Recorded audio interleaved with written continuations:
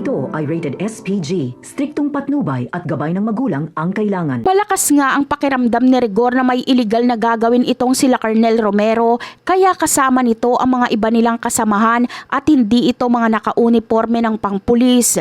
Hindi mapapalagay si Rigor kaya susubukan niyang sundan ang mga ito. At dito niya madidiskubre ang tinatagong illegal na gawain nila Colonel Romero dahil masusundan mismo ni Rigor ang mga ito na pumasok sa sementeryo. Dito ay malakas ang kutob niya na may mga hindi gagawing maganda sila Colonel Romero doon. Ngunit hindi pa man nakakapasok si Rigor sa loob ng sementeryo ay may maririnig na siyang putukan. Hindi maintindihan ni Rigor kung anong nangyayari, ngunit hindi siya pwedeng makisali dahil hindi siya pwedeng magpakita na sinundan niya sila Colonel Romero.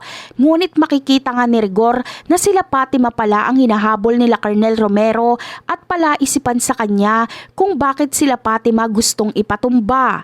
Kaya dito na makakapag-isip-isip si Rigor na baka may kinalaman ito sa pagtistigo ni Fatima na si Miguelito ang pumaslang kay David.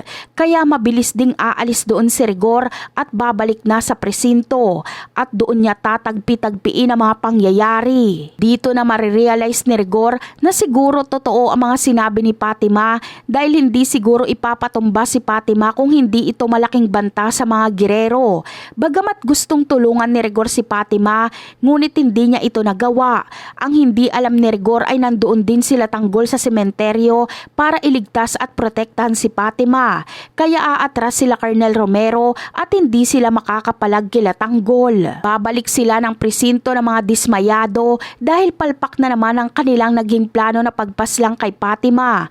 At pagkatapos nga ng mga mangyayari kila Fatima ay gusto niyang makausap mismo si Rigor upang harap-harapan niya mismo ditong sabihin na si Miguelito talaga ang pumaslang kay David. At sa pagkakataong ito ay may ideya na si Rigor at gusto niya nang paniwalaan lahat ng mga sinasabi ni Fatima. Ngunit bago pa lumalim ang pag-uusap ni Fatima at Rigor ay darating nga si Colonel Romero. Ngunit agad ding makakatakas si Fatima at pansamantalang sa hideout muna ito nila Tanggol magtatago dahil mas ligtas sila doon. At yan ang aabangan natin. Bye!